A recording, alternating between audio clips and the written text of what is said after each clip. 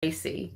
In today's video, we're going to talk about the instructional design theories and principles to make sure you are not overwhelming your learners. We will discuss cognitive load theory, cognitive theory of multimedia learning, and refutation text and how it relates to conceptual change theory. In addition, you will see these theories and principles in action. So let's get started. First step is to understand cognitive load theory and the three components that make up your cognitive architecture. Cognitive load theory is the inability to perform tasks or make decisions when working memory is overwhelmed. See, working memory can only hold 2 to 4 bits of information at a time. So what you would need to do is to have that relevant information that you have learned, and you transition that to schemas, which help organize and integrate the new information based on your learners' prior knowledge of the topic at hand. Then long-term memory is a cognitive stage in which the informative information is held indefinitely. Think of it as a limitless storage unit. An instructional designer must conceptualize, design, and implement instructional content that will enable the student to be able to take the information, or I should say the new information, from the working memory and transfer it into the long-term memory. But this can only happen if the information is broken down and structured effectively, and that's where your schemas come into play. Now we're going to talk about the cognitive load that your learners could potentially experience. First is intrinsic load.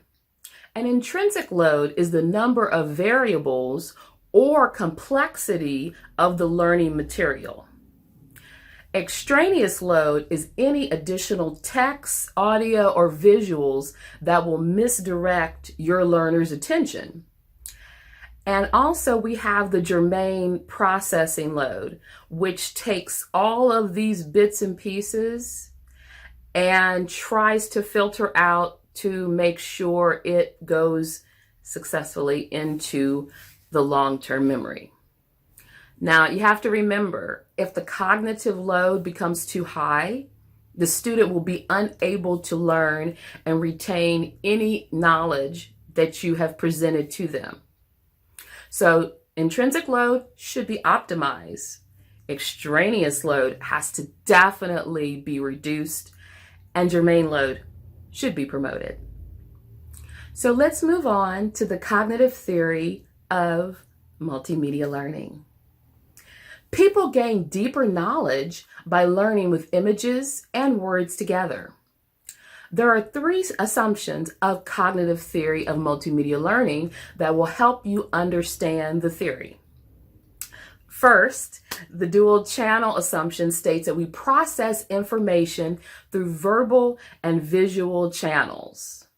Think about when you're watching a football game and your eyes are absorbing the plays on the field as you're listening to the commentators describe what is happening. Second, we have the limited capacity assumption.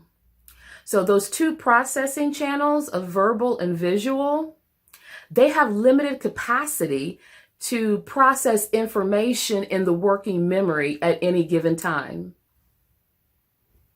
Does that sound kind of familiar, like another element of another theory? I think so. Third, active learning assumption leads to meaningful learning. How so? People who are actively engaged in learning new information will organize it, think schema, and scaffold with prior knowledge. The student cannot be passive with their learning, as it takes both working and long-term memory for it to be effective. The CTML theory pinpoints 3 cognitive processing demands. Extraneous, think about unnecessary information, and think about distractions, interruptions, and general poor instructional design. Essential, think of pulling key takeaways that will help you understand the topic. And generative processing, that means organizing meaning from the instruction. Let's shift to the 3 learning principles of pre-training, segmenting, and spatial contiguity. Pre-training is an element where you're taking the prior knowledge of key concepts or bits and pieces of basic information, and you're getting like an overview of the topic that is to come. Spatial contiguity is when the related information is close to each other, such as this picture here you see of Jupiter, and as you see the different labels that describes the different parts of the inner core of the planet. So where you can basically see the different gases, you can even see volcanoes, and that's what makes this particular principle one of my favorites. This is so cool.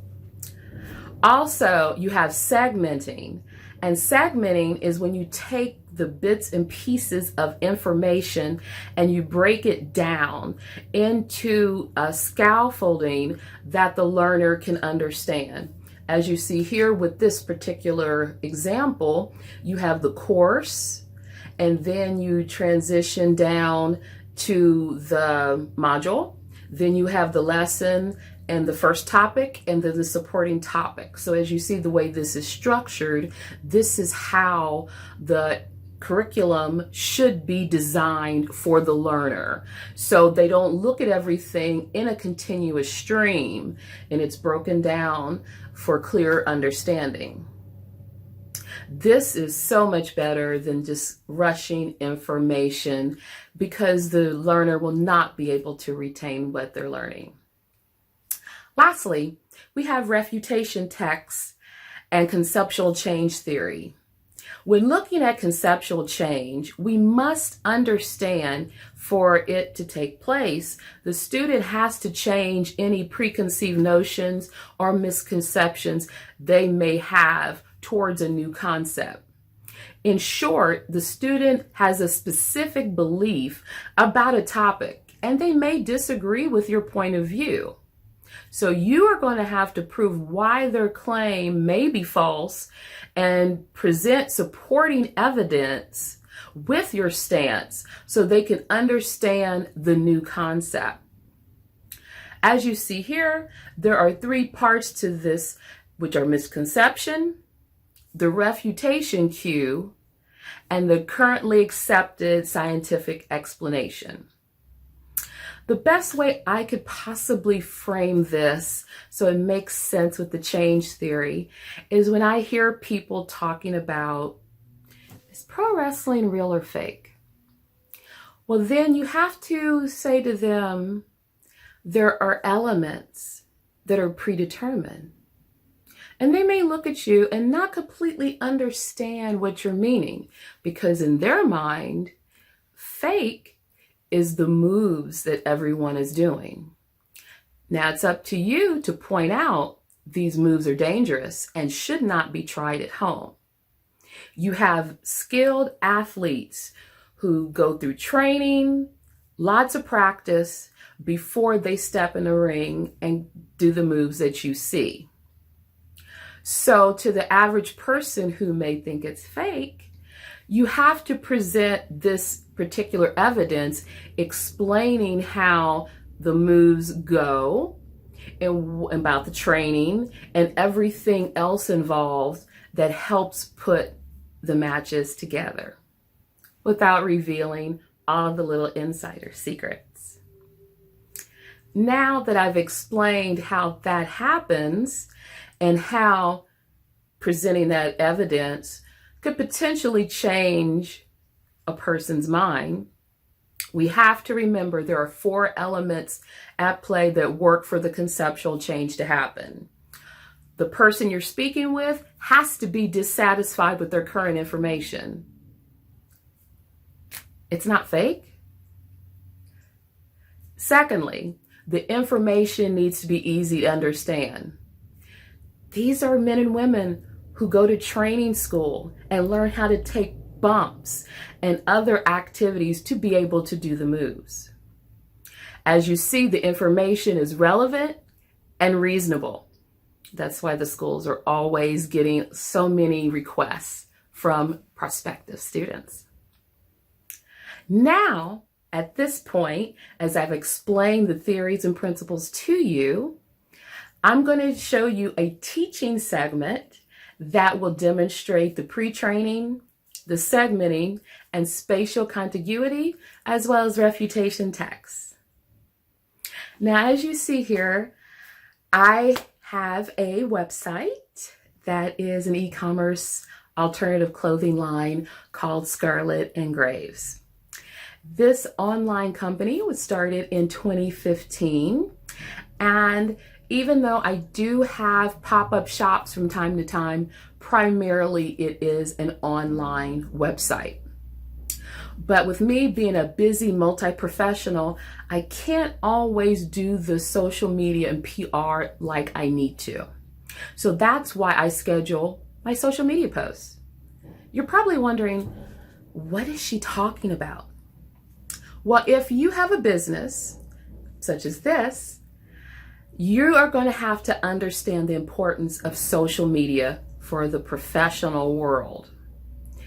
And that means understanding the nuances of Facebook, Twitter, TikTok, and whatever platform you want your company or brand to use. With that being said, I decided to use one of my favorite social media management tools, which is Buffer. And I have my account set up, Facebook, Twitter, and Instagram through Buffer. So what I normally have to do in this demonstration, I am showing the Twitter profile. I would go in and I would go to the sidebar, and that will give you the options of what the features are within Buffer. And then also at the top, you'll see such things as analytics and other tabs of information that'll give you understanding of how to read your Buffer reports. Now, once you get through all that and you're ready to create a post, there's two different ways to do that. You can either click Create Post, or you can do it through your content calendar, as you see here in this particular side. I've already uploaded the particular design that I'm going to promote for tomorrow. Since it's Halloween month, I am promoting one of my favorite witchy designs. So I have a very clever caption. I've scheduled the post to go out, or I should say the tweet to go out at 12:19 tomorrow. And then as you see here, you see the time it'll go out and the date. And then I would go ahead and I would click Save. And as you see here in the next slide, it is automatically saved. So that means tomorrow it will launch while I'm at work at my day job. And I will get the notification on my phone. Now, I have run into issues before with Instagram where the Instagram didn't go through. So when that happens, you just have to refresh on the Buffer end, not the Instagram end. But like I said, if you're a busy professional, you have to make sure that your posts are scheduled. And if you don't like to use Buffer, there's Hootsuite, there's Sprout, and so many other social media management tools that are similar, and you can go ahead and schedule your content. In conclusion, to have effective instructional design, it is imperative to have an understanding of these learning theories and be able to utilize them when creating curriculum for the learning environment.